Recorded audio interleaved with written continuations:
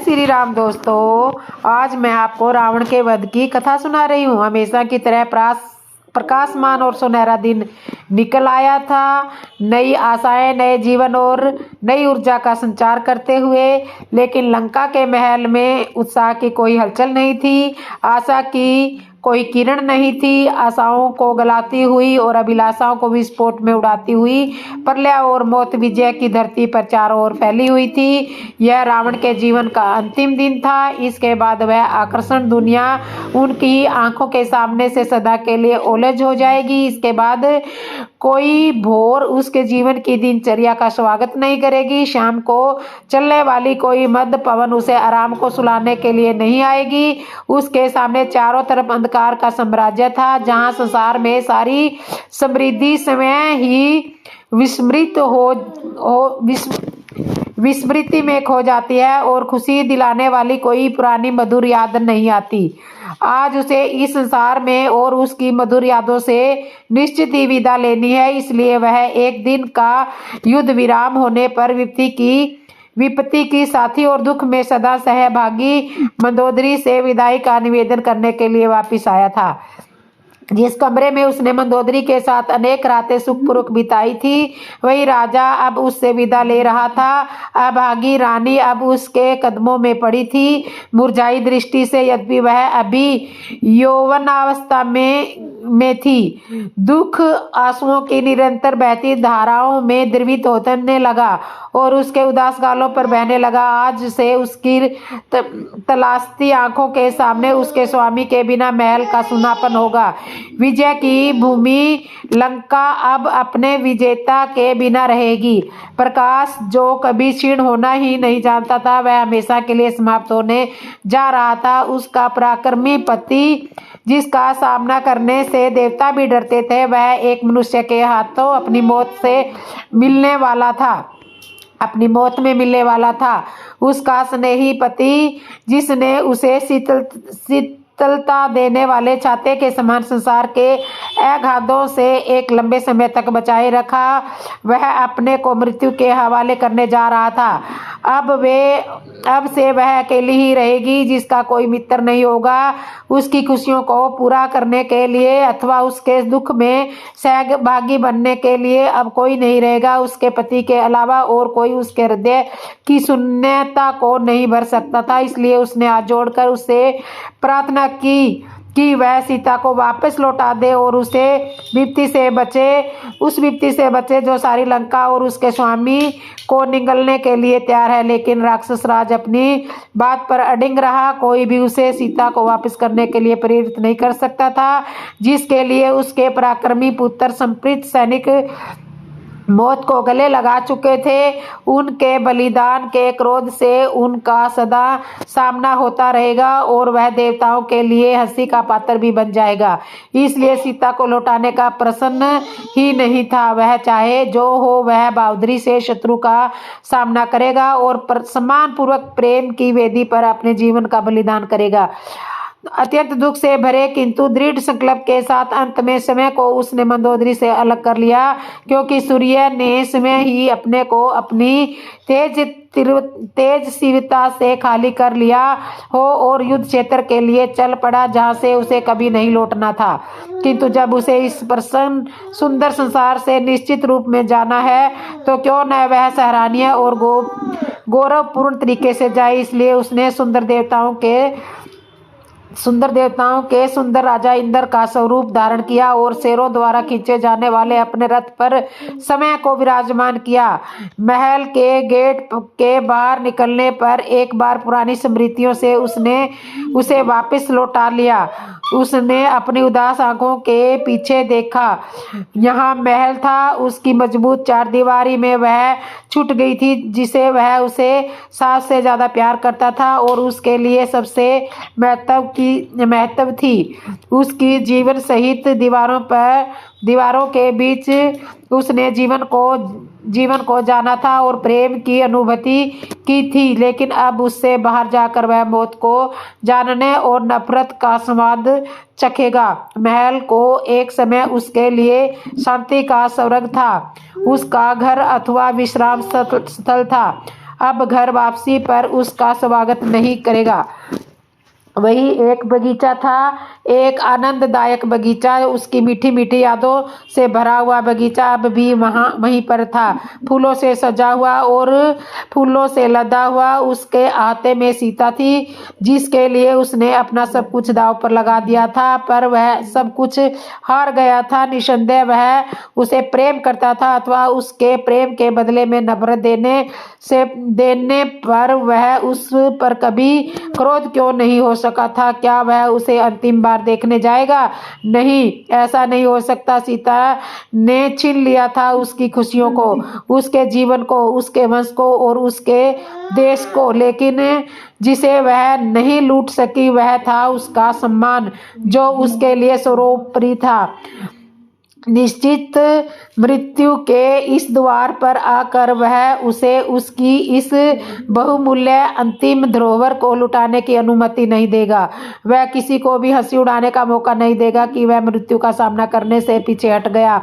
सीता को एक काल्पनिक मूर्ति उसने एक लंबे समय से अपने हृदय में संजो रखी थी, और उसके साथ ही वह प्रेम की वेदी पर चढ़ेगा और बिना डगमगाए और बिना पीछा देखे उसने अपने जीवन का बलिदान कर देगा। इस प्रकार दुखी राजा आगे बढ़ गया। एक मौन अकेलेपन ने उसके हृदय पर दबाव बना दिया और उसने जीवित मौत की सिहरन अनुभूति की है। क्या अंतिम क्षण इतना अकेला? क्या मौत शून्यता का आवरण ओढ़ लेगी? ओढ़े थी? यदि ऐसा नहीं तो क्या अपनी विशाल सेना के बीच में खड़ा वह अपने को एकाकी और अकेला महसूस कर रहा है? किंतु सेना की अपना उत्साह खो चुकी थी, उसके आगे बढ़ने में कोई उत्साह नहीं था और उसके नगाड़ों में भी पराक्रम को जगाने के लिए कोई शक्ति नहीं थी, और उसकी ध्वजा जो कभी आकाश में बड़े गर्व से फहराया करती थी, म्लान होकर ऐसे झुक गई थी कि मानो वह विजयी सेना के आगे फिर कभी नहीं चलेगी। चित्कार करते हुए उल्लू उसके रथ पर झपटा मार रहे थे, जबकि चहकने वाली चिड़िया अपने अभिनंदित सबर खो चुकी थी। सैनिकों के जय घोष जो शत्रुओं के साहसी हृदय में कपकपी भर देते हैं, अब भूत प्रेत जैसी चित्कारों में वातावरण को गुंजा रहे हैं। यहाँ तक कि उसका रथ जो अपनी डरावनी चरमराने वाली आवाज को भय पैदा करता था, अब मातमी मौन के साथ आगे बढ़ रहा है। काले घने बादलों ने दिन की चमक को खत्म कर दिया था और बिजली की गर्जना उसके सर्वनाश की घोषणा कर रही थी। वास्तव में यह उसका निर्जीव प्रयाग था, जिसका नेतृत्व वह समय देख रथ पर बैठकर कर रहा था, जो अब उत्साहहीन शेरों के द्वारा खींचा जा रहा था। रावण अब और लंबे समय तक उन अपशकुनों की कोप दृष्टि को नहीं सह सकता था, जिन्होंने उसकी मृत्यु की पूर्व सूचना दे दी थी। उसने सेना को तेजी से आगे बढ़ाया। यदि सर्वनाश ही उसका लक्ष्य है, तब वह जितनी जल्दी हो सके आए। मौत की सुलगती चिंता में पल पल जीवित मरने से तत्क्षण मर जाना ज्यादा अच्छा होता है। युद्ध क्षेत्र में राम से उसका मुकाबला हुआ। रावण ने घातक अस्त्र छोड़ा, लेकिन आज वह एक शत्रु से नहीं लड़ रहा था, वरना वह अपने उद्धार की आराधना कर रहा था, जो उसे उसके शारीरिक जीवन और राक्षसी आत्मा से मुक्ति दिलाएगा। इसलिए जैसे ही उसके धनुष की प्रत्यचा से बाण छूटा, वह अपने आप ही भुने हुए दानों और खिले फूलों में बदल गया और वे राम के रथ के सामने नीचे गिरकर बिखर गए। अयोध्या के विस्मित राजकुमार ने ऊपर देखा और रावण के स्थान पर समय को इंद्र से सामना करते हुए पाया। उत्कृष्ट सौंदर्य से चमकती हुई राक्षस की आकृति को देखकर वे हक्के बक्के रह गए और उसके हृदय में ऐसे सुंदर रूप को मार गिराने के लिए गवाही नहीं दी। लेकिन वायुपुत्र, जिन्हें स्त्री की सुंदरता के अतिरिक्त और कोई सुंदरता आकृष्ट न कर सकती थी, न उन्हें सलाह दी कि वे किसी भी मिथ्या रूप, संवाद, वाणी अथवा संगीत से प्रभावित न हो। अब राम तुरंत संचेत हो गए। उन्होंने अपना ब्रह्मास्त्र उठाया और अचूक निशाने के साथ अपने धनुष से उसे राक्षस राज रावण पर छोड़ दिया। घातक बिजली के समान वह बाण राक्षस की छाती में रावण की छाती में घुस गया। राक्षस अपने राक्षसी स्वरूप में आ गिरा, जिसने समस्त सृष्टि पर मौत का आतंक मचा रखा था। आज वह समय ही उसका शिकार हुआ पड़ा था। अतः सबसे बड़ा दुश्मन मारा जा चुका था। एक बहादुर प्रतिनिधि मारा जा चुका था, न कि पराजित किया गया था। मरते हुए राजा ने धीरे से अपनी आंखें खोली। उसकी दृष्टि विभीषण पर पड़ी। उसने सोचा कि अपने सगे भाई का जीवन लेकर उससे अपना बदला ले लिया जाए। मरते समय उसके मन में विभिन्न प्रकार के भाव उठने लगे। मौत के छाया से निस्तेज हुई उसकी आंखें भावावेश, दुख, पश्चाताप और वेदना से जलने लगी। उसके मुख में से एक मुख से कुछ क्षीण शब्द निकले। विभीषण अपने भाई को कैसे मार सकता है? क्या उनकी शिराओं में से एक जैसा रक्त प्रवाहित नहीं होता? उसके दूसरे मुख से उल्लाहना मारते हुए कहा, अपने भाई को मारकर उसने केवल अपना ही रक्त बहाया है। अपने भाई के खून से रंगा अब वह लंका के सिंहासन पर आरूढ़ होगा। फिर वह यह सोचकर प्रसन्नता होती है कि देश की स्वतंत्रता को कोई खतरा ही नहीं होगा। इसके बाद मंदोदरी का विचार उसके मन में आया और उसके प्रति फिक्र से भरे शब्द विभीषण से प्रार्थना करते हुए उसके तीसरे मुख से लड़खड़ाते हुए बाहर आने लगे कि जैसे वह अपने राज्य की देखभाल करे, वैसे ही वह उसकी शोक संतप्त रानी की भी देखभाल करे। फिर मरता हुआ राजा अपने राजवंश के बारे में सोचने लगा कि उन्हें भगवान ब्रह्मा से उत्तराधिकारी में प्राप्त हुआ था, जो उसके चौथे मुख ने विभीषण से निवेदन किया कि वे अपना स्नेहमय संरक्षण उसके राजवंश को प्रदान करे। तब उसने सोचा कि वह कैसे अपने सच्चाई के रास्ते से भटक गया और यहाँ तक कि उसने स्वयं ही अपने लिए मौत के खूनी पंजों को आमंत्रित कर लिया। उसकी आंखें वेदना से जलने लगी और पांचवें मुख से अपने भाई को लड़खड़ाते हुए शब्दों में चेतावनी देते हुए कहा कि पारलौकिक जीवन के द्वार पर खड़े राजा ने देखा है कि उसका सूर्य अब अस्त होने को है। क्या उसके अपने ही मोह भ्रम से उत्पन्न इस स्थिति के लिए विभीषण के तीव्र रोष को ही जिम्मेदार बनाया जाए? वह आंख बंद करते समय क्यों न उस भाई को देखे जिसने उसे प्यार किया था, न कि उसे जिसने उससे घृणा की थी। इसलिए पश्चाताप से भरे शब्दों में उसके छठे मुख से विभीषण से माफी मांगी। फिर जाते हुए शक्तिशाली राजा के मन में अपने सिंहासन, अपनी प्रजा का विचार आया। अपने राजा की अनुपस्थिति में प्रजा विद्रोह कर सकती है, उसके पूर्वजों के सिंहासन को हड़प सकती है। इसलिए उसके सातवें मुख ने भावी राजा को देश पर दृढ़ता और प्रेम से शासन करने के लिए चेताया। अब उस शक्तिशाली राजा का अभिनय समाप्त होने वाला था और उसके जीवन पर पर्दा गिरने से पहले ही वह सब कुछ भूल गया था। वह भूल गया था कि वह एक राजा था जिसके पास कभी अपार शक्ति हुआ करती थी। वह भूल गया था कि उसके पास उसका भाई विभीषण था, जिसने अपने भाई और देश के साथ विश्वासघात किया था और उसके विनाशकारियों की सेवा की थी।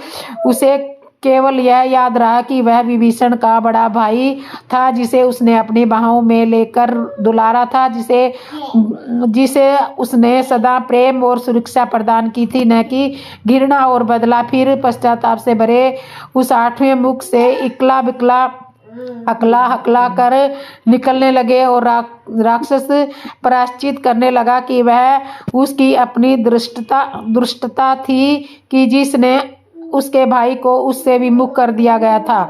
इसी क्षण उसके जीवन की आखिरी लो टिमटिमाई और उसकी मंद फड़कती चमक से राजा ने अनुभव किया कि वह समय आ चुका है। अब उसे अपना यह पार्थिव शरीर छोड़ना पड़ेगा। उसने इसको 72वें संरक्षण में विवेक को सौंपने की इच्छा जताई और इससे पहले कि सूर्य भोर की सूचना दे वह इसे अग्नि को सुपुर्द कर दे, ताकि उसके अंतिम अवशेषों के समय संसार को बुराई करने का अवसर ही न मिले।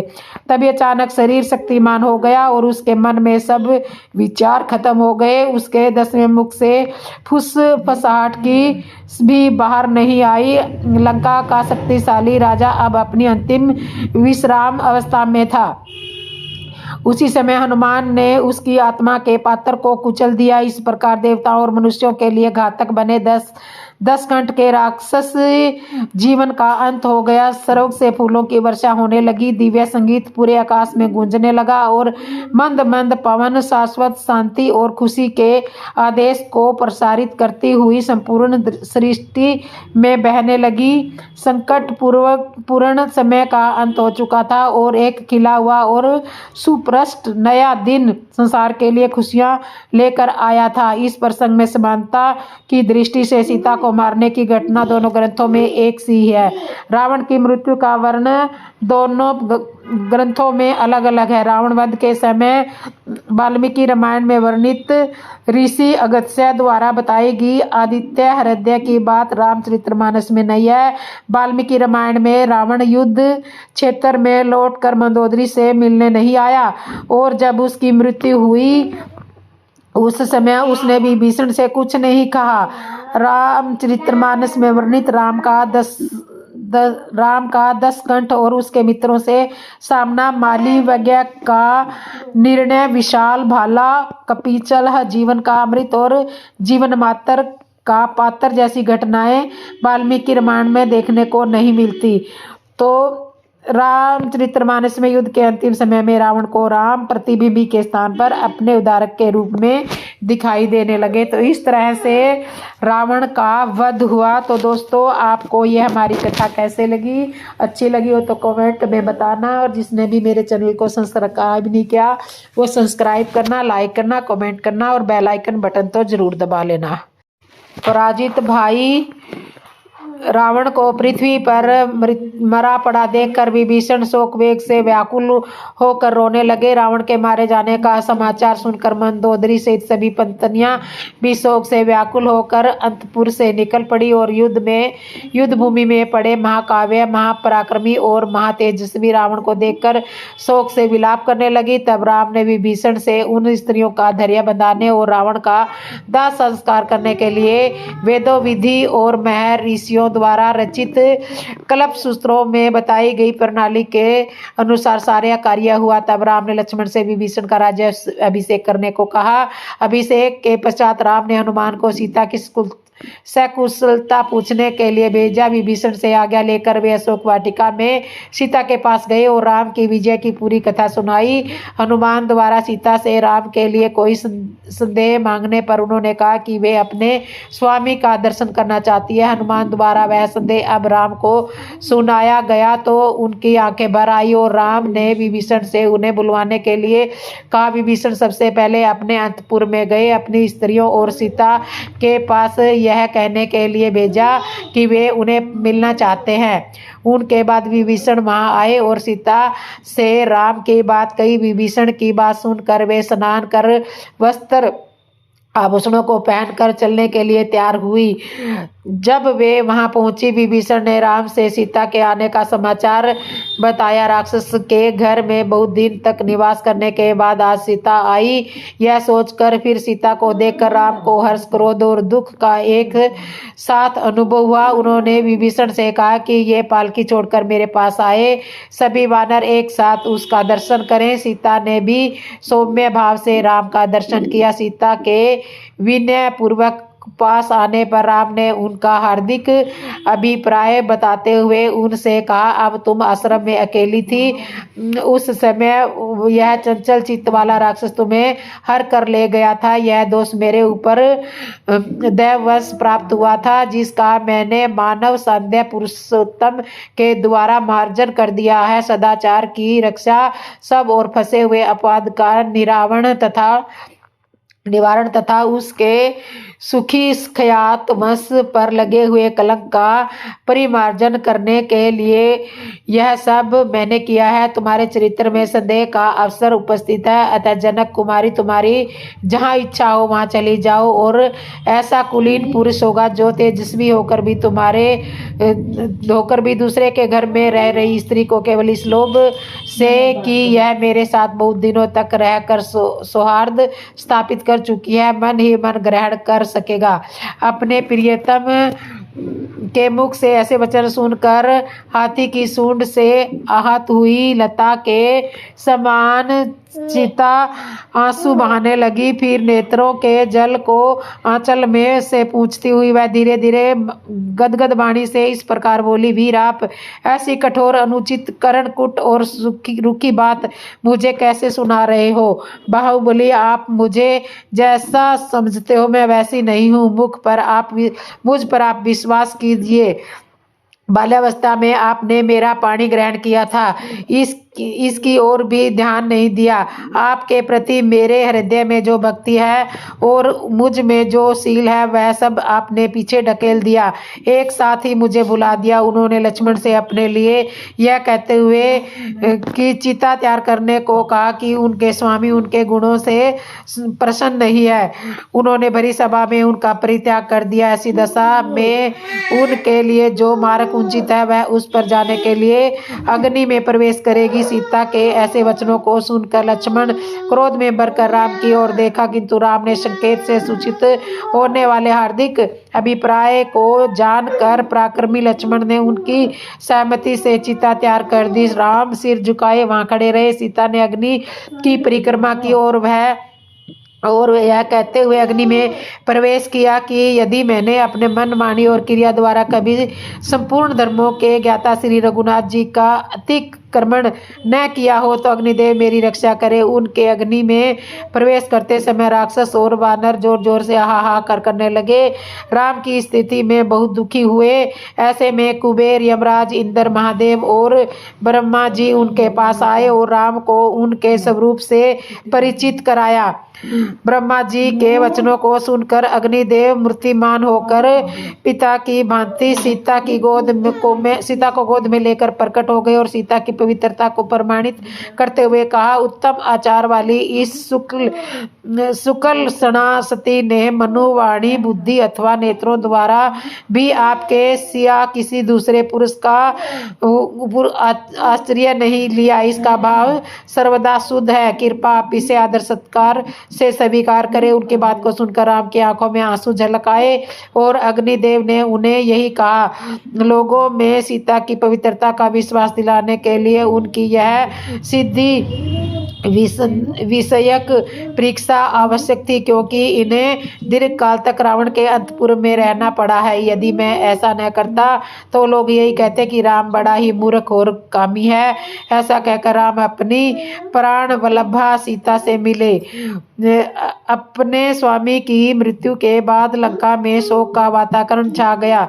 विभीषण अपने भाई के लिए विलाप कर रहे थे और मंदोदरी अपने पति के लिए विलाप कर रही थी, लेकिन आंसू अब रुकने का नाम नहीं ले रहे थे। जिसे मौत के झाके से नैन अंधकार सीने में समेट लिया, इसलिए उन्होंने अपने दुख को छिपा लिया और अपने राजा के शव का वीरोचित दाह संस्कार किया। उसके बाद लंका का शोकाकुल वातावरण उल्लास में बदल गया।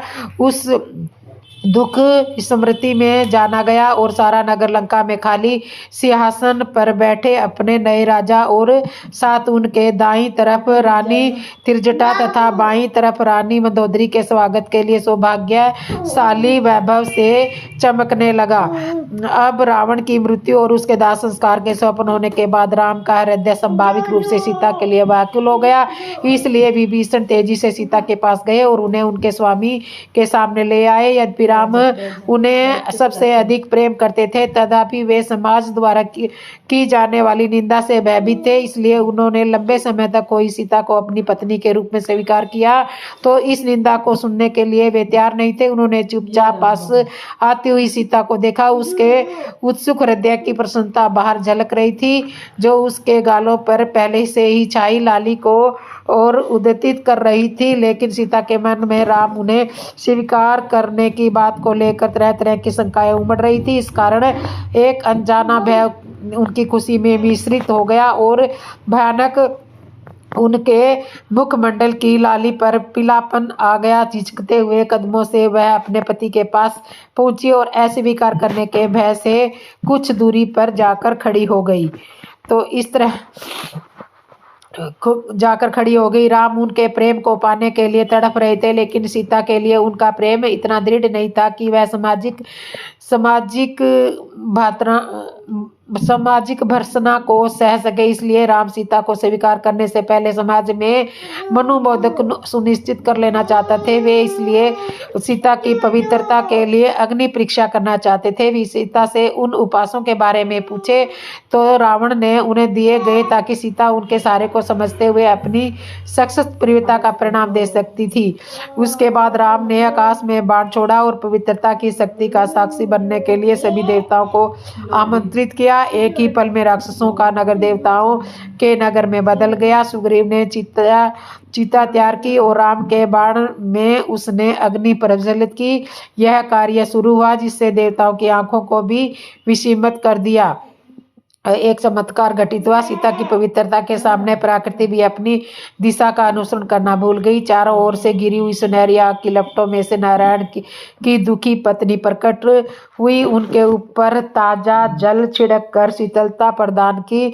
जलती हुई लकड़ियों की सुषमुखता से खिले हुए कमलों को कोमलता की जगह दी, जो उनके कोमल कदमों को ग्रहण करने के लिए खिल गए और सारे वातावरण में एक हल्की सुगंध फैल गई। सोने की एक जीवित प्रतिमा सीता अग्नि की लपटों में के बीचों बीच खड़ी थी और उन्होंने संगत संसार को दिखा दिया कि स्त्री की पवित्रता के सामने लपटें भी अपनी तेजी खो से देती है और अग्नि भी शीतलता प्रदान करती है। यह घटना दोनों ही ग्रंथों में वर्णित है। दोनों में ही राम सामाजिक निंदा के भय से सीता की पवित्र प्रमाणिक परीक्षा लेना चाहते थे, लेकिन उनके इस संदेह को सीता के समक्ष प्रस्तुत करने के लिए अलग अलग वर्णन है। दोनों में सीता अग्नि में प्रवेश कर अपनी पवित्रता को परिणाम करती है। रावण के मंत्रियों ने जब इंद्रजीत की मृत्यु का समाचार सुना तो उन्होंने समय ही उसे प्रत्यक्ष देखकर सुनिश्चित किया। इसके बाद उन्होंने रावण से सारा हाल कह सुनाया, जिसे सुनकर वह मूर्छित हो गया। चेतना लौटने पर वह भारी विलाप करने लगा, किंतु उनकी मृत्यु का स्मरण करके उनमें महान क्रोध का आवेश हुआ। उसने बुद्धि और सोच विचार कर सीता को मार डालने का निश्चय किया। वह कुपित हो उस स्थान पर जा पहुंचा जहां सीता विद्वान थी। वह क्रोध वेग में उसका वध करने के लिए दौड़ा। तब उसके सुशील और शुद्ध आचार वाले मंत्री ने उसे स्त्रीवध से रोक लिया और राम पर ही अपना क्रोध उतारने के लिए समझाया। उसके इन धर्माकुल वचनों को सुनकर रावण महल में लौट आया। रावण ने सिंहासन पर आरूढ़ हो अपने सेनापतियों से राम को मार डालने के लिए कहा। रावण की आज्ञा से सभी राक्षस रणभूमि के लिए प्रस्थित हो गए। वानर सेना और राक्षस सेना के बीच भयंकर युद्ध होने लगा। सुग्रीव द्वारा मारे गए विरूपाक्ष के कारण रावण को क्रोध और भी बढ़ गया। उसने महोदर को भेजा, वह भी सुग्रीव द्वारा मारा गया। तब उसके बाद काल मृत्यु और यमराज के समान भयंकर रावण हाथ में धनुष लेकर राक्षसों की सेना से घिरकर युद्ध के लिए आगे बढ़ा। उस समय सूर्य की प्रभा फीकी पड़ गई थी, समस्त दिशाओं में अंधकार छा गया था। भयंकर पक्षी अशुभ वाणी बोलने लगे और धरती डोलने लगी। इन भयंकर उत्पातों की परवाह न करता हुआ काल से प्रेरित हो वह अपने ही वध के लिए निकल पड़ा। उसने तामस नामक अस्त्र के प्रहार से वानरों को नष्ट करना आरंभ कर दिया। वानरों को तितर बितर होता देखकर राम युद्ध के लिए उद्यत हो सुधीर भाव से खड़े रहे। रावण लक्ष्मण को लांग कर राम के पास पहुंचा। तब उन दोनों में विभीषण युद्ध होने लगा। जब रावण का आशुशास्त्र नष्ट हो गया तो उसने राम के ऊपर दूसरे भयंकर अस्त्र का प्रयोग कर उनके मर्म स्थलों पर प्रहार किया, लेकिन वे विचलित नहीं हुए। उन्होंने भी अत्यंत कुपित होकर रावण के सारे अंगों में घाव कर दिए। इसके बाद विभीषण ने उछलकर अपनी गदा से रावण के घोड़ों को मार गिराया, जिस कारण अत्यंत क्रोध हुए रावण ने विभीषण को मारने के लिए एक ब्रिज के समान उज्जवल शक्ति चलाई, जिसे लक्ष्मण ने अपने ऊपर ले लिया और उसे बचा लिया। फिर रावण ने लक्ष्मण के ऊपर ही प्राणघातनी शक्ति का प्रयोग किया, जो कि उनकी छाती में प्रवेश कर गई, जिससे वे पृथ्वी पर गिर पड़े। यह देखकर राम पहले तो विषाद में डूब गए, किंतु बाद में संयमित हो उन्होंने शक्ति को लक्ष्मण के शरीर से निकाल दिया। यद्यपि राम ने लक्ष्मण के शरीर से शक्ति निकाल दी थी, तथापि उसके शरीर में खून काफी बह रहा था। उस बहते हुए रक्त को देखकर राम दुख से व्याकुल हो चिंता और शोक में डूब गए। उन्होंने सुषेण से लक्ष्मण का उपचार करने के लिए कहा। सुषेण द्वारा बताई विषय करणी, श्रवण करणी, संजीव करणी और संधानी औषधि हनुमान जी द्वारा लाई गई, जिन्हें कूट पीसकर लक्ष्मण जी की नाक में डाल दिया गया, जिससे वे निरोगी हो शीघ्र ही भूतल से उठकर खड़े हो गए। राम ने उन्हें गाढ़ आलिंगन से में भर लिया। इसके बाद राम ने रावण पर लक्ष्यबंद बाणों का संधान करना आरंभ कर दिया और रावण ने भी रथ पर बैठा हुआ ब्रजोभम बाणों द्वारा राम को बींधने लगा। रावण को रथ पर सवार देख करके इंद्र ने राम के लिए भी सारथी मातली के साथ रथ भेजा, जिस पर राम सवार हो गए। अब राम और रावण में दैरथ युद्ध आरंभ हुआ, जो बड़ा ही अद्भुत और भयंकर था। रावण ने परम भयानक राक्षसास्त्र का प्रयोग किया, जिससे छोड़े गए श्रवण भूषित बाण सर्प बन करके राम की ओर आने लगे। युद्ध स्थल में उन सर्पों को आते देखकर राम ने गरुड़ अस्त्र को प्रकट किया, जिससे उनके द्वारा छोड़े गए बाण गरुड़ बनकर चारों ओर विचरने लगे। अपने अस्त्र के प्रतिहत हो जाने पर क्रोध हुए रावण ने उनके सारथी मातली और इंद्र के घोड़ों को घायल कर दिया। इसे देखकर देवता गंधर्व, चरण, सिद्ध, महर्षि और विभीषण भी बहुत दुखी हुए। रावण के बाणों से बार बार आहत होने के कारण राम अपने बाणों का संधान नहीं कर पा रहे थे। इसके बाद राम ने अपने क्रोध का भाव प्रकट किया, जिसे देखकर रावण में भी भय समा गया। इसी समय राम को मारने की इच्छा से रावण ने शूल नामक हथियार उठाया। राम ने उस हथियार का प्रतिरोध देवेंद्र द्वारा दी गई शक्ति से किया। अपने पहने बाणों द्वारा राम ने रावण के घोड़ों को घायल करके 3 तीखे तीरों से उसकी छाती छेद डाली। उसने भी राम की छाती में सैकड़ों बाण मारे। इस पर उन दोनों के बीच हुए भीषण युद्ध के कारण जब रावण में उनके प्रहारों को सराहने की क्षमता नहीं मिली, तब उसका सारथी उसे युद्ध क्षेत्र से बाहर ले गया तथा थोड़ा ठीक हो जाने पर उसका विशाल रथ युद्ध के मुहाने पर राम के समीप आ पहुंचा।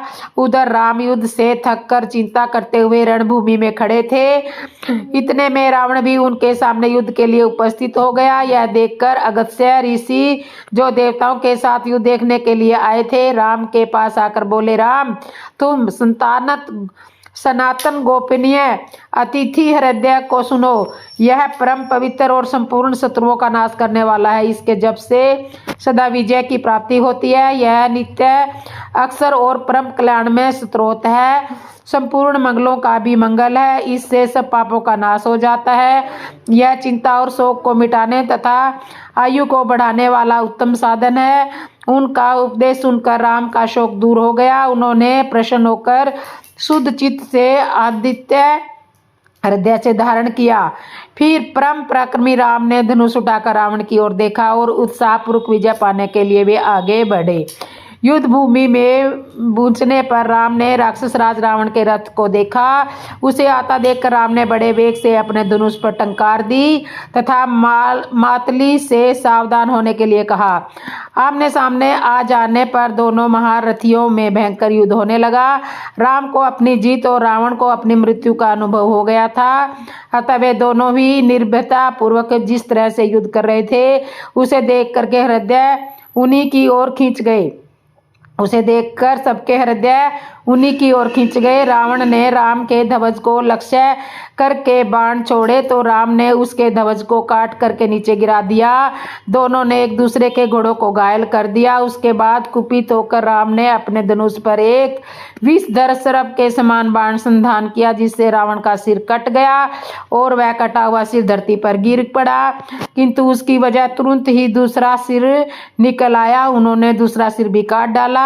उसके कटते ही पुनः नया सिर उत्पन्न हो गया। इस प्रकार उसके मस्तकों का अंत होता हुआ दिखाई नहीं दे रहा था। युद्ध का अंत न होता देखकर मातली ने राम को कुछ याद दिलाते हुए कहा, वीरवर, आप अनजान की तरह क्यों इस राक्षस का अनुसरण कर रहे हो? प्रभु, आप इनके वध के लिए ब्रह्मा जी के अस्त्र का प्रयोग कीजिए। देवताओं ने इसके विनाश का जो समय बताया है वह आ पहुंचा है। तब राम ने वेदोक्त विधि से आमंत्रित करके ब्रह्मास्त्र को अपने धनुष पर रखा और उसका संधान कर रावण पर चला दिया। काल के समान वह अस्त्र रावण का हृदय विदीर्ण करके पुण्य सेवक की भांति उसके तरकस में लौट आया। रावण के प्राण निकलने के साथ ही उसके हाथ से सहायक सहित धनुष भी छूटकर गिर पड़ा। रावण को पृथ्वी पर पड़ा देखकर बचे हुए राक्षस भी भाग गए। सुग्रीव, विभीषण, अंगद तथा लक्ष्मण अपने सुहृदों के साथ युद्ध में राम की विजय में बहुत प्रसन्न हुए। शत्रु को मारकर अपनी प्रतिज्ञा पूर्ण करने के बाद सर्वजनों सहित सेना से घिरे हुए राम देवताओं से घिरे हुए इंद्र के समान शोभा पाने लगे। राम कृति में राम और दशरथ के बीच युद्ध शुरू होने से लेकर समाप्त होने तक कोई प्रसंग वर्णित है वो जो इस प्रकार है। जब रावण ने अपने पुत्र की मृत्यु का समाचार सुना तो दुख भाले की तरह उसके दिल को बेग गया।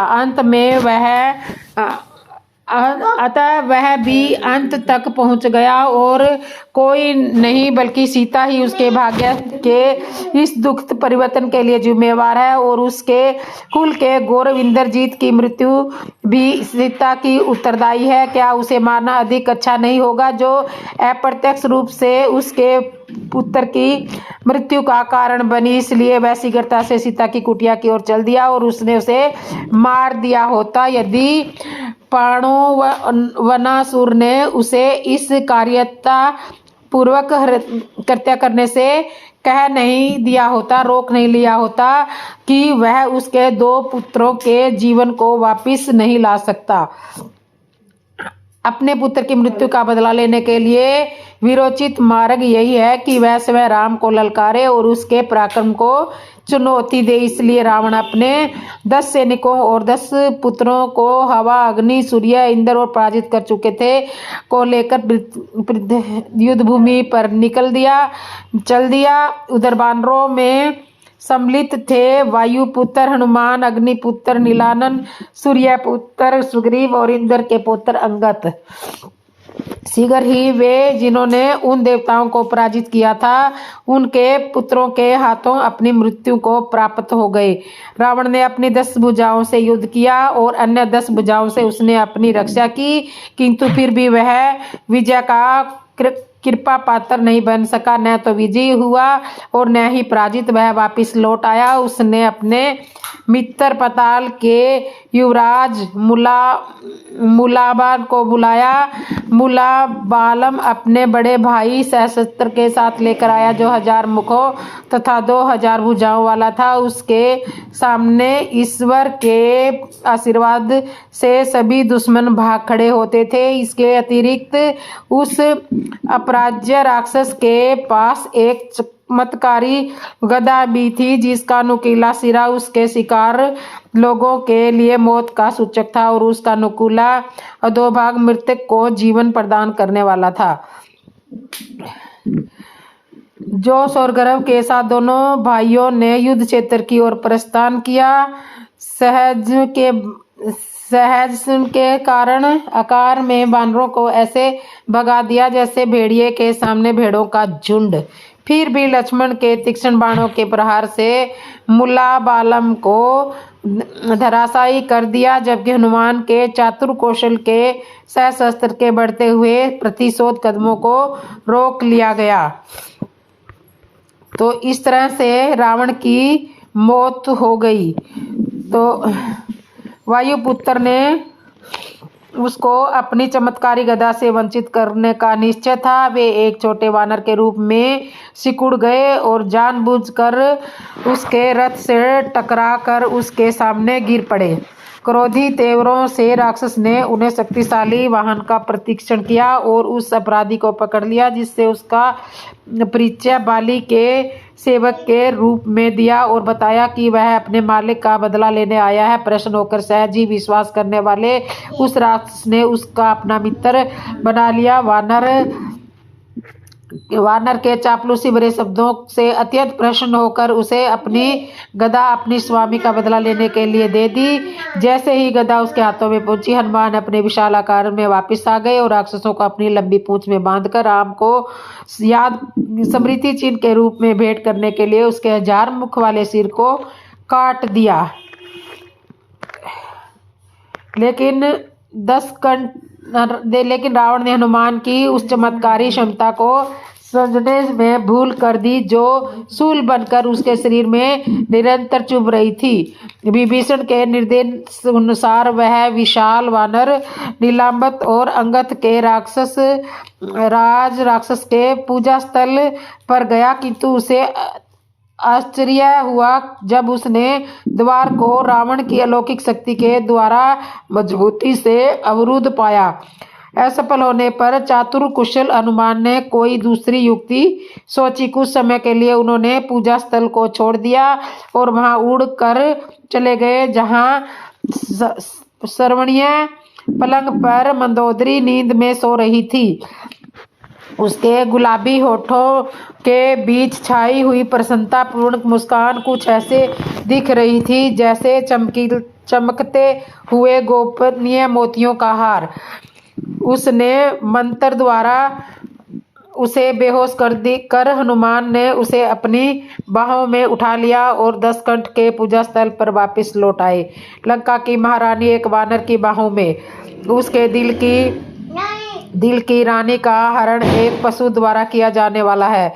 भयंकर क्रोध से गरजते हुए राक्षस ने हनुमान का पीछा किया। वानर ने तुरंत राक्षस रानी को छोड़ दिया और संतुष्ट मन से अपने शिविर की ओर चल दिए। 10 कंठ को मूर्ख बनाया जा चुका था। क्रोधाग्नि के उसने उनके मन की भांति को भंग कर दिया और उसके साथ ही मौत और विनाश का सत्कार रूप बनने के उसके सारे अवसर जलकर राख हो गए। घबराए हुए रावण ने अष्टांग के राजा सदासुर तथा दूषण के पुत्र वीरुन चंबाक से साथ संधि करने की इच्छा जताई। दोनों राक्षस उसकी मदद के लिए तुरंत आ गए। हनुमान ने सदासुर का मुकाबला किया। उनका दिव्य अस्त्रों से वंचित कर देने के विचार से हनुमान ने वानरों को अपने उन द्वार बादलों के बीच छुपा लेने की सलाह दी, ताकि उसे जैसे ही सदासुर द्वारा आह्वान करने पर देवता अपने अस्त्रों को नीचे फेंक दे और वे उन्हें राक्षस के पास पहुंचने से पहले बीच रास्ते में ही लपक ले। जीवन शक्ति से विचलित हो जाने पर उनकी प्रतिकृति अब युद्ध करने लगी और असली वीरुन चंबाग आकाश पर्वत की ओर भाग गया। वहां पर वह पतित अप्सरा वानारिन से मिला, जिससे उसे समुद्र के फेन में छिपने की सलाह दी। इस तरह से हनुमान के साथ उनका झगड़ा हुआ। तब उसे अपने नाना ब्रह्मा मालिविराज की याद आई। तो देवताओं, गंधर्वों, नागों और सभी अलौकिक प्राणियों के स्वामी थे। वे एक ब्रह्मा थे जिनके शब्द कभी भी असत्य नहीं होते थे। 10 कंठ ने सोचा, यदि उन्हें राम की हर मृत्यु के लिए श्राप देने को राजी कर लिया, तब लंका और उसके राजा की सारी परेशानियां का सुखद अंत हो जाएगा। इस विचार को ध्यान में रखकर रावण ने न्यायविक और वायुवेक नाम के 2 राक्षसों को इस विनम्र मंत्र के साथ आग्रह करते हुए स्वर्ग में भेजा कि वे लंका में पधार कर अपनी करुणामयी परिस्थिति में उसके और राम के बीच हुए झगड़े का निर्णय करे, जिसने पहले आक्रमण कर उसके देश को चारों ओर से घेर रखा है। किंतु राम ने उसके आरोपों को चुनौती दी और बताया कि कैसे सीता रावण द्वारा आहत की गई और किस तरह से उसका पीछा करते करते इतनी दूर लंका द्वीप तक पहुंचे। अंत में सीता वानर और राक्षसों दोनों की पूरी चौकसी में वहां लाई गई, ताकि कोई भी पक्ष संदेह न कर सके कि सीता को दूसरे पक्ष ने सिखा दिया। सीता की गवाही और सभी देवताओं की गवाही ने राम की बात का समर्थन किया। रावण ने अपने आप को उन गवाहियों की सच्चाई को चुनौती देने में कि किंद्रवश मुड़ पाया। वह अपनी सफाई में केवल यही कह रहा था कि चूंकि देवता उसके द्वारा बार बार हराए गए थे और दास बनाए गए थे, इसलिए निसंदेह वे इस अवसर का लाभ उठाकर अपने वमनगत से के गुबार को निकाल रहे हैं। सीता आने वाले परम सुख की कल्पना में अपनी कुटिया में वापस चली गई। राम मालवी राज के निर्णय से उत्साहित हो अपने शिविर में अहंकार से चूर दसकंठ अपने महल में चला गया। इस प्रकार अपनी अंतिम चाल से निराशा होने पर दसकंठ ने जब ईश्वर के द्वारा दिए गए अपने विशाल भाले कपिलाबंध की शक्ति को जागृत करना और मालवी सहित सभी देवताओं को अग्नि की लपटों के हवाले करने के बारे में सोचा। दयालु ईश्वर ने बाली, जो उस समय तक देवता के रूप में जन्म ले चुका था, से नीचे जाने, मेरु पर्वत को तोड़ने और उसे यज्ञ की अग्नि में फेंकने के लिए कहा। आग के सामने शांत भाव से बैठे रावण ने बाली को देखा, लेकिन राक्षस दसकंठ की देवता बाली से कोई बराबरी नहीं थी। पराजित और निराश हो राजा लंका की ओर भाग गया।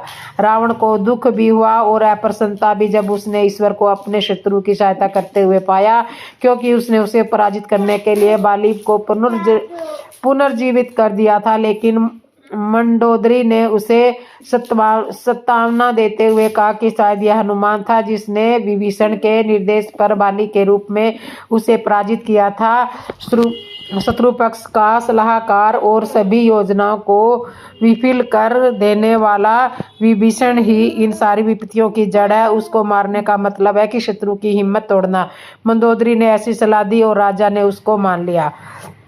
उसके बाद अगली सुबह वह अपने विशाल भाले कपिलाबंध को हाथ में लेकर विभीषण के विषघाती जीवन का अंत करने के लिए चल दिया। जैसे ही वह युद्ध स्थल पर पहुंचा, उसका सामना राम, लक्ष्मण और विभीषण से हुआ। कपिलाबंध विभीषण को मारने के लिए तीव्र गति से निकल पड़ा, लेकिन सौभाग्यशाली राक्षस मौत के वाहक से समय को बचाने के लिए काफी कुशल था। लक्ष्मण के गिरने ने राम के क्रोध को भड़का दिया। दसकंठ के तीक्ष्ण बाण प्रहार अपने से लक्ष्मण जमीन पर गिरकर मूर्छित हो गए। लक्ष्मण के गिरने से राम के क्रोध को भड़का दिया। उसने धनुष ने मौत को ऐसी वर्षा करनी शुरू कर दी जो राक्षसों ने कभी नहीं देखी थी और न ही उसकी कल्पना की थी।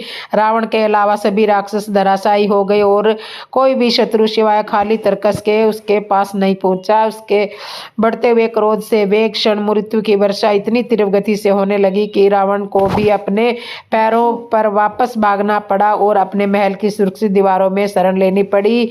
जो ही युद्ध का ज्वार शांत होता दिखाई दिया, तभी विभीषण अपने जीवन को बचाने वाले, पुनर्जीवित करने वाले प्रयासों में जुट गए। उस समय केवल 3 जड़ी बूटियां थी, तुआ, सरकनी और त्रिज्वा, जो कपिलाबंध द्वारा किए गए कष्ट को कम कर सकती थी और जीवन बचा सकती थी।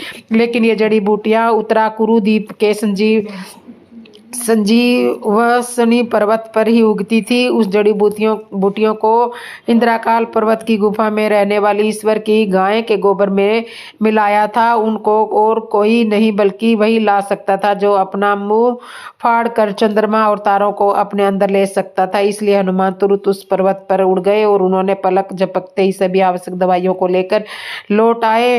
अब उन दवाइयों को देने से पहले उनको पीसना बहुत आवश्यक था। चूर्ण बनाने की सिल्ली पताल के राजा कालनाग के पास थी और उसका बेलन दसकंठ के राजा रावण के पास था, जिसका प्रयोग वह अपने तकिए के रूप में करता था। इसलिए हनुमान ने तुरंत पताल की ओर प्रस्थान किया और बहुत जल्दी से सिल्ली लेकर वापस आ गए। तब वे बेलन के लिए रावण के महल में गए। उन्होंने सभी को तंत्र मंत्र से गहरी नींद में सुला दिया और बड़ी सावधानी से वहां प्रवेश किया जहां रावण सुंदर मंदोदरी को अपनी बाहों से प्यार से लिटाए सो रहा था।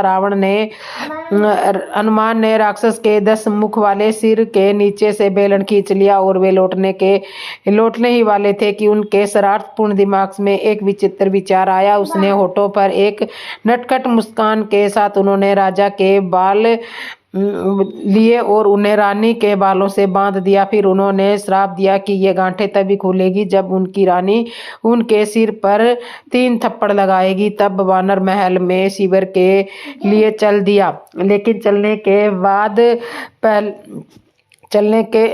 चलने से पहले उसने रावण के माथे पर अपना श्राप और उसे मुक्ति का उपाय लिख दिया। इस प्रकार सभी आवश्यकताएं पूरी करने पर दवाई आसानी से तैयार कर ली गई और दे दी गई। लक्ष्मण मृत्युशैया से उठ गए और दुख आनंद उत्सव में बदल गया। इसी बीच रावण ने भी अपनी सम्मोहक नींद से उठा।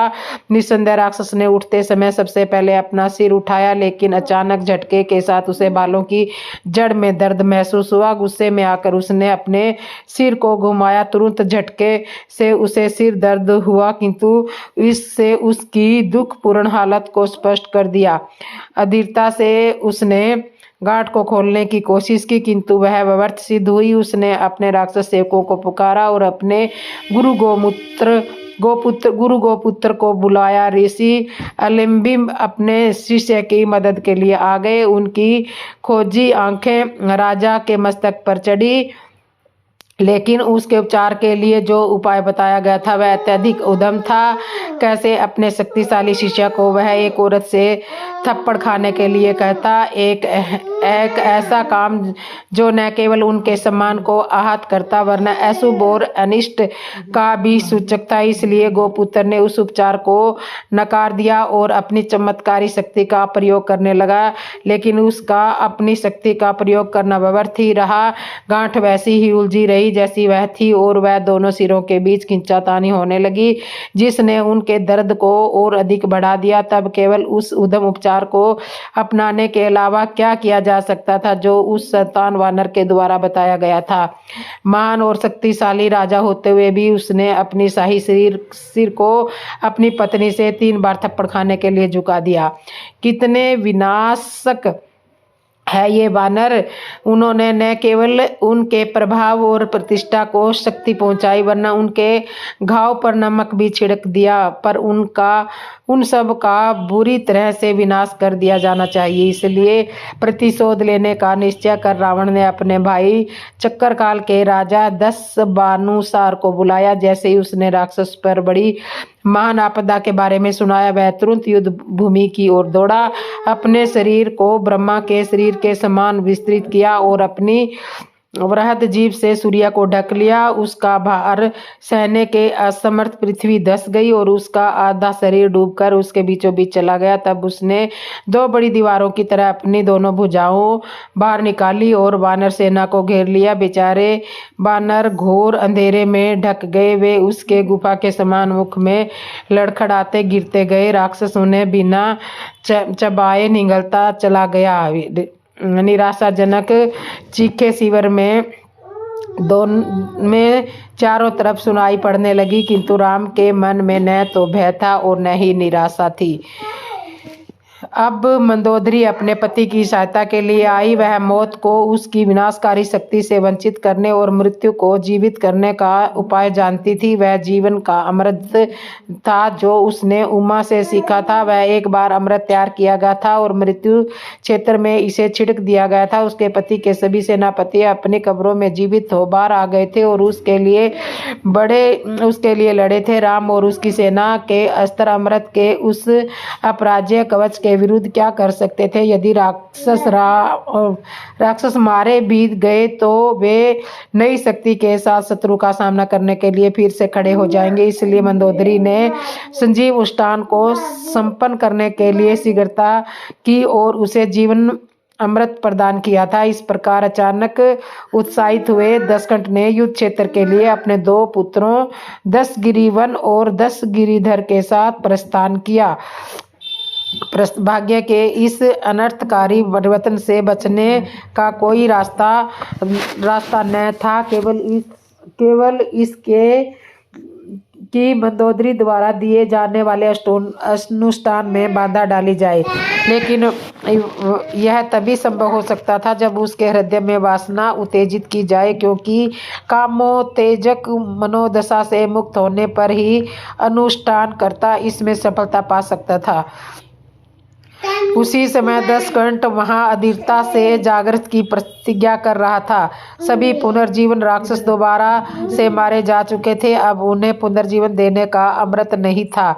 घंटों पर घंटे बीतते गए, लेकिन उसकी कोई ताजी आपूर्ति नहीं हो रही थी। पुनर्जीवन राक्षस घमंड से भरे हुए थे।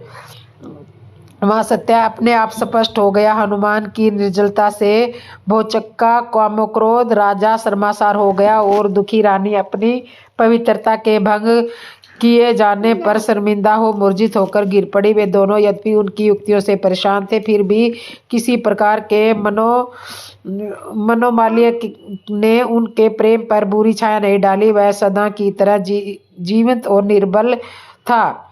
जीवन आत्मा का पात्र दोनों अपनी सारी काया विधियों और अपनी प्रिय पत्नी के अपमान से निराश होकर रावण पूरी शक्ति से विनाश करने के लिए क्रोध युक्त हो गया था। उसकी 20 आंखें क्रोध की लपटें बरसाने लगी। लगता है कि मानो वे समस्त अग्निकांड में भस्म करना चाहती हो। वह दुनिया से शत्रु को मिटाने के संकल्प के साथ युद्ध क्षेत्र की ओर चल पड़ा। अंत में विभीषण राम की सहायता के लिए आए। उन्होंने उन्हें बताया कि रावण की आत्मा उसके शरीर से बाहर निकाली जा सकती है और उसे उसके गुरु गोपुत्र के संरक्षण में एक पात्र में रखा गया है। दशकंठ केवल तभी मर सकता है जब पात्र में रखी आत्मा को कुचलकर मार दिया जाए। हनुमान ने इस काम को करने की इच्छा व्यक्त की। उन्होंने राम को सचेत किया कि वे किसी भी प्रकार के छल कपट का सहारा ले सकते हैं, इसलिए उन्हें अपने निष्ठावान सेवक पर न तो कोई संदेह होना चाहिए और न ही आश्चर्य यदि वे उन्हें शत्रु के शिविर में देखे। राम को सतर्क करके पवन पुत्र ने गोपुत्र के आश्रम की ओर प्रस्थान किया, जिसे वे मूढ़ गुरु के रूप में जानते थे। उनके साथ सहकर्मी के रूप में इंद्र का पुत्र अंगद भी था। दोनों वानर आश्रम में पहुंचे। उनके गालों पर आंसू बह रहे थे। राम द्वारा उनके साथ दुर्व्यवहार किया गया, जिनकी उन्होंने बड़ी निष्ठापूर्वक सेवा की और जिसके लिए उन्होंने अपना जीवन समर्पित कर दिया था। इस प्रकार हनुमान ने ऐसी शब्दावली में गोपुत्र से झूठ बोला जिससे उनके प्रति सहानुभूति जागृत हो जाए, ताकि वे उनसे महान लंका के राजा की सेवा कर सके। और वह जानता था कि निष्ठावान सेवक को कैसे पुरस्कृत किया जा सकता है। गोपुत्र ने उन पर विश्वास कर लिया और उनको अपने साथ राजा के पास ले जाने के लिए तथा उनका पक्ष रखने के लिए सहमत हो गए। अंत में वे राजमहल के लिए तैयार हो गए, लेकिन वे उस पात्र का क्या करें जिसमें राजा की आत्मा रखी हुई थी। शुभ चिंतक हनुमान ने कहा कि राम पात्र को चुराने की उत्सुकता के कारण इस अवसर का लाभ उठाने की तैयारी में है, इसलिए उन्होंने ऋषि से प्रार्थना की कि वे उस पात्र को अपने साथ ले चले। मूर्ख ऋषि ने किसी प्रकार के संदेह को अपने मन में न पनपने देते हुए वैसा ही किया जैसा उसने कहा था। लंका के गांव में घुमावदार रास्तों से होते हुए वे चले गए। हनुमान को देखते ही सारे राक्षस बड़ी ही भयाकुलता से भागने लगे और कुछ अपने छोटों को बाहों में उठाए, कुछ अपनी माछों को ले जाते हुए और कुछ अपनी पत्नियों को लंका के गांव की गलियों में उस विशाल वानर के अचानक देखते ही एक भयानक कोलाहल हो गया। वह कैसा अदृश्य सुनहरा अवसर था कि पात्र अंगद की देख रेख में छोड़ दिया गया। हनुमान समय इस अवसर को पाने में सफल न हो सके, इसलिए उन्होंने ऋषि से इस बहाने के साथ थोड़ी देर के लिए अनुमति मांगी कि अंगद अकेला छोड़ दिया गया है, इसलिए उसे आवश्यक निर्देश देने हैं ताकि वह राक्षसों द्वारा शत्रु समझकर मार दिए जाने से अपना बचाव कर सके। इस प्रकार उसने अनुमति लेकर वे ऋषि को छोड़कर अंगद के पास आ गए। तब अपनी चमत्कारी शक्तियों की सहायता से उन्होंने पात्र की एक प्रतिकृति का निर्माण किया और अंगद को उस वास्तविक पात्र को समुद्र के किनारे ले जाने और वहां जमीन में गाड़ देने की सलाह दी। इसके बाद वह द्वार की ओर लौट गए और ऋषि से पूछने पर प्रतिज्ञा करके जिन्होंने उस पर प्रतिकृति को लौटाना है, कभी चुपचाप रोते हैं। इस प्रकार प्रत्येक चीज का अपनी अपनी संतुष्टि के अनुसार प्रबंध करके वे ऋषि के पास लौट आए और बहुत शीघ्र उन्होंने स्वयं को लंका के राजा के सामने पाया।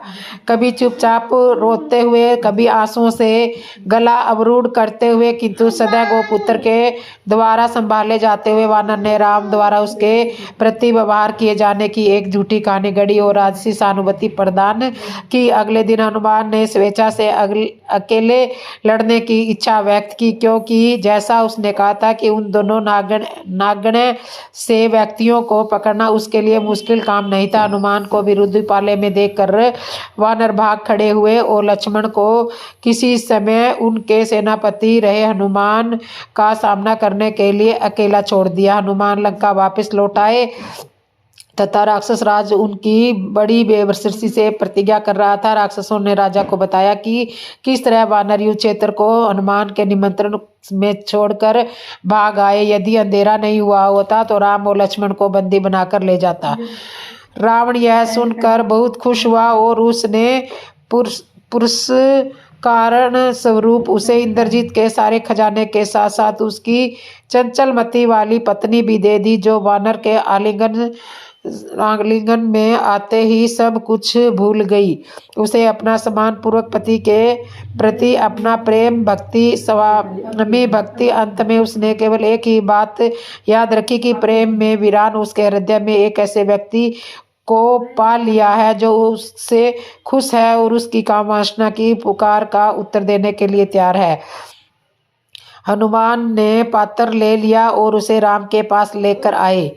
उसकी प्रसन्नता को कृतज्ञता का कोई ठिकाना नहीं रहा। असंख्य तारों को तो एक बार गिना जा सकता है, अगाध गहराई को भी एक बार नापा जा सकता है, किंतु हनुमान की समझ की कोई घात नहीं है अथवा उसकी बुद्धि को नापा नहीं जा सकता। यह कहकर लक्ष्मण ने उनकी प्रशंसा की। रत्नों में से एक रत्न हनुमान उनके जैसा दूसरा तीनों लोकों में नहीं पाया जा सकता। ये बात राम ने कही। इसके बाद इस बात पर सहमति हुई कि अब राम को अपना ब्रह्मास्त्र छोड़ देना चाहिए, जबकि हनुमान उनकी आत्मा के दो पात्र को कुचल कर टुकड़े टुकड़े कर देंगे। उसके बाद हनुमान युद्ध क्षेत्र में लौटे, जहां रावण वानर सेना को अपनी मौत के जाल में समेट रहा था।